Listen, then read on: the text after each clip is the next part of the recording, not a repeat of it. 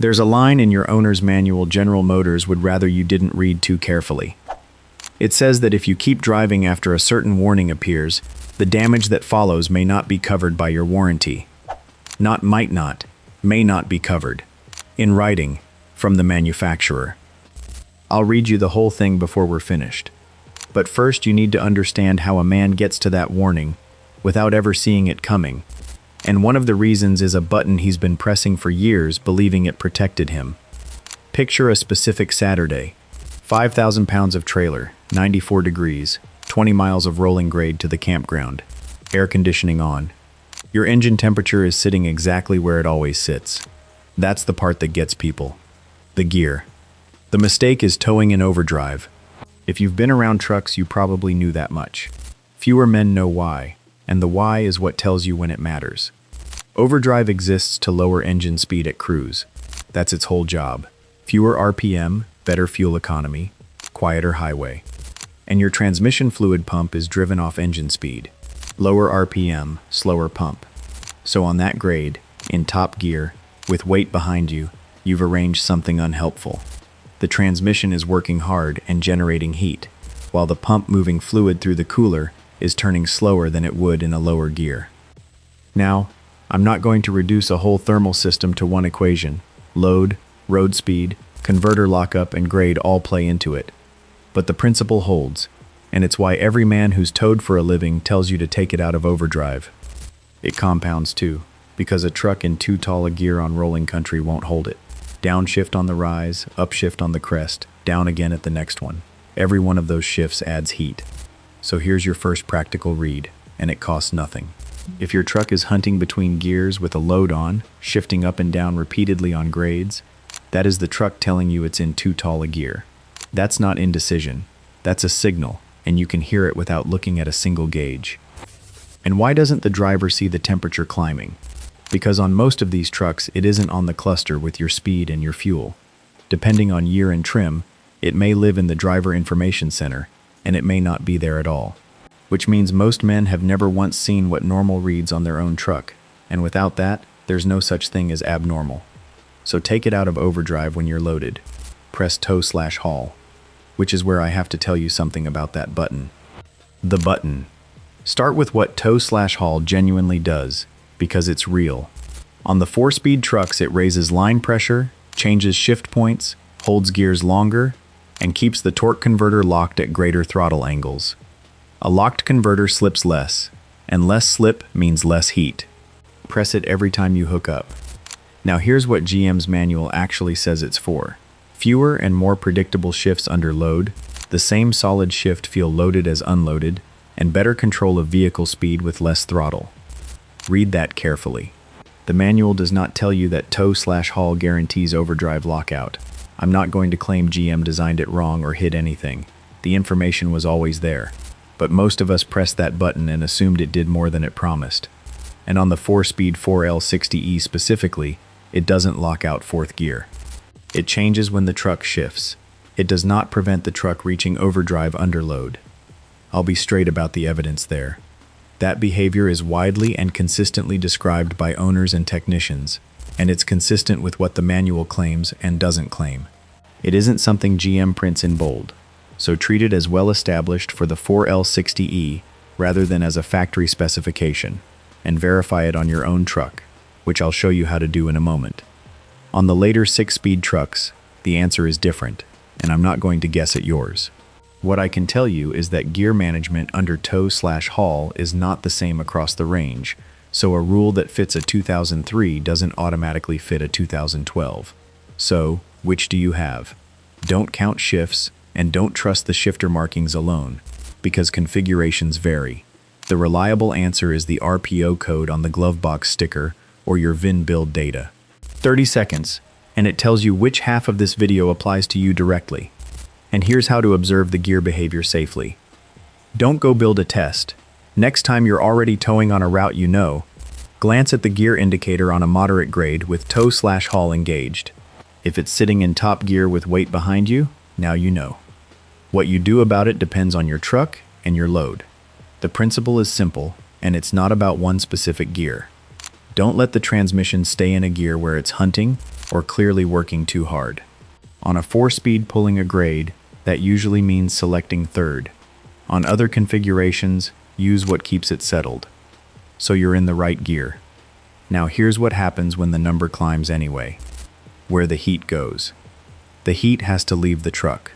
And on a good many of these, particularly with the factory cooling arrangements, the transmission cooler is integrated with the radiator. That matters, because it means transmission heat and engine heat are being managed by the same system. Back to that Saturday. 94 degrees. Climbing a grade. Air conditioning running. Every one of those is asking the cooling system for something at the same moment. Which is why owners towing hard in summer sometimes see coolant temperature climbing alongside transmission temperature.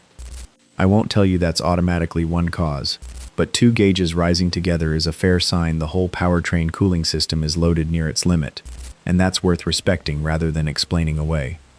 Now the part that carries over from one trip to the next. Repeated overheating degrades transmission fluid. That's not in dispute, and the practical consequence is what matters. A truck that's been cooked before has less margin the next time you ask it to work. So the man towing on fluid he's never changed isn't starting where he thinks he is. Some of his margin was spent by somebody else, on a trip he wasn't on. 2 other things set that margin. Cooler lines can restrict, and the radiator cooler loses efficiency over 15 or 20 years, worth an inspection on an older truck that pulls. And what your truck was built with matters. A truck without the factory tow package may have less cooling capacity than one that had it. That doesn't make it unfit to tow. It means you should know what your truck actually has before you ask it to work hard. And here's a condition most men never think about. Owners report transmission temperature spiking while backing a trailer into a site at the end of a long day. That's worth understanding as a principle rather than an anecdote. Heavy load, very low road speed, and minimal airflow through the cooler is a different thermal situation from cruising, and it's happening when everything underneath is already hot from 20 miles of grade. On numbers, I'm not handing you a magic figure. It depends on your load, your grade, the outside air, and your truck. But you're not left with nothing. Here's the decision rule. Learn what yours normally reads on an ordinary tow, so you have a baseline. On a hard pull, watch whether it climbs and then stabilizes. That's a system working. Watch whether it climbs and keeps climbing with no sign of settling. That's a system losing the fight. And if the road flattens out and it doesn't come back down, that's your answer. And if the factory warning appears, you stop arguing with it. Which brings me to what I promised you at the start. The line from the manual. When transmission fluid gets too hot, these trucks display a warning and may sound a chime. Here's what GM writes about that moment. Driving with the transmission fluid overheating and the warning displayed can damage the transmission, and it could lead to costly repairs that would not be covered by your warranty. The instruction is to stop the vehicle and let it idle to allow the transmission to cool.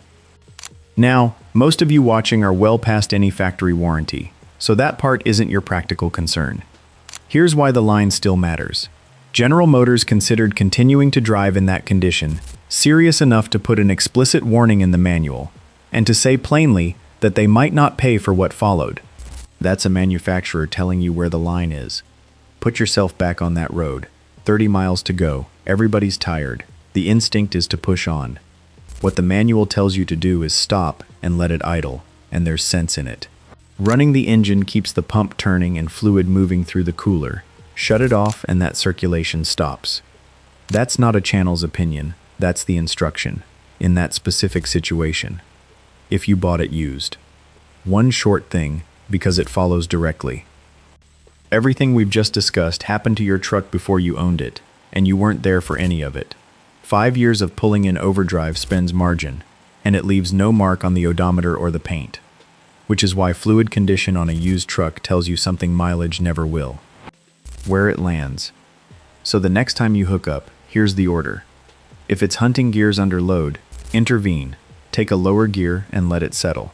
Press tow/haul every time, and know that on the 4-speed trucks it isn't managing overdrive for you.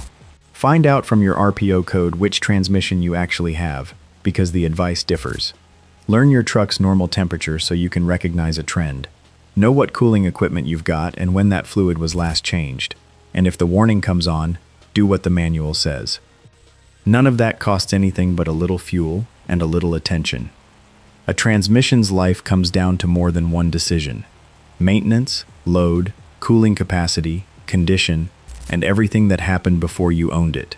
But gear selection is the one part of that list you control on every single trip. Your Silverado has pulled for you for years without complaining. Most of them will keep doing it. The men whose trucks keep going aren't lucky. They just made a different decision at the bottom of the grade. Tell me in the comments what you pull, what year your truck is, and what your temperatures run on a hard grade. That kind of real-world context from a room full of owners is genuinely useful to the next man, even if it's no substitute for what's in his own manual. And if you've ever cooked one, say so plainly. If your Silverado's still earning its keep, hit subscribe.